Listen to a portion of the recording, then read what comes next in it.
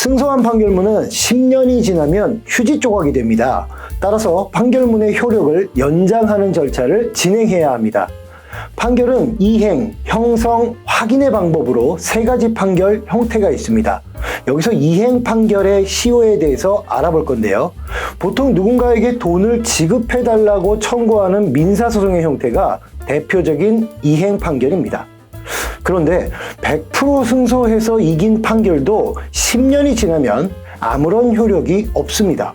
판결이 효력을 갖지 않는다는 것은 압류 등 강제로 집행할 수 없다는 뜻이 됩니다. 그런데 10년이 되기 전에 시효를 연장하기 위해 다시 판결문을 받는 절차를 진행할 수 있습니다. 그리고 10년이 진행되지 않도록 시효를 중단시킬 수도 있습니다. 지금부터 그 절차에 대해서 알아보겠습니다.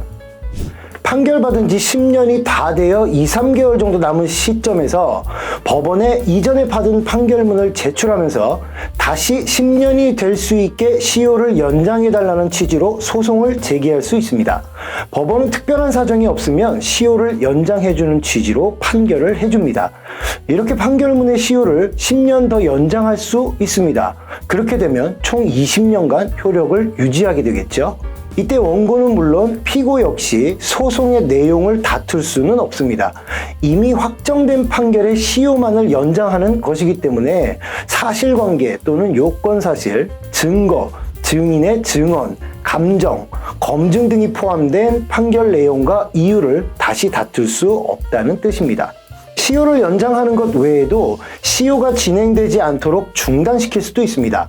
연장과 효과적인 면에서는 같지만 그 의미와 방법이 틀립니다. 민법 제168조에서는 청구, 압류 또는 가압류, 가처분, 채무의 승인이 있을 경우 소멸시효는 진행되지 않는다고 규정하고 있습니다. 따라서 판결문의 시효가 임박하였을 때 은행, 부동산, 기타 재산의 압류 또는 가압류를 해두었다면 그때부터 시효는 중단됩니다. 다만 압류가 해제되었거나 집행 절차가 종료될 때는 다시 시효가 진행됩니다. 예를 들면 은행에 압류를 했는데 당해 은행 계좌가 없는 계좌여서 무효인 압류임이 밝혀졌거나 통장에 잔고가 전혀 없는 경우 등의 사실이 사후적으로 밝혀진 경우 후속 집행 절차를 진행할 수 없으므로 채권 압류에 따른 집행 절차는 바로 종료되고 이때 시효 중단 사유가 종료된다고 판결하고 있습니다.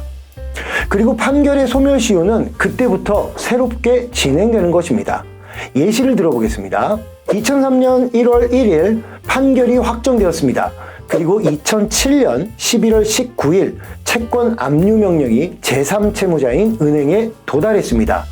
계좌가 없는 등 압류의 대상이 존재하지 않아 압류의 효력이 발생하지 않았다면 즉시 집행 절차가 종료되고 민법 제178조에 따라 중단 사유가 종료한 때에 해당하여 즉시 새롭게 10년의 시효가 진행됩니다. 따라서 시효는 2007년 11월 20일에 다시 10년이 시작되고 그 종료는 2017년 11월 19일이 되는 것입니다. 이렇게 되면 시효의 연장 판결 없이 2003년 판결은 채권 압류 절차로 시효를 무기한 중단시키게 되고 10년을 연장시키기 위해 시효 연장 판결을 받지 않아도 연장의 효과를 누릴 수 있는 것입니다. 여러분께서는 혹시 누군가에게 돈을 받아야 할 판결문을 가지고 계신가요? 그 판결이 혹시 10년이 다 되어 가지는 않나요? 오늘 영상을 보시고 그 시효를 연장하거나 중단하는 등의 절차를 빨리 진행하시기 바랍니다. 감사합니다.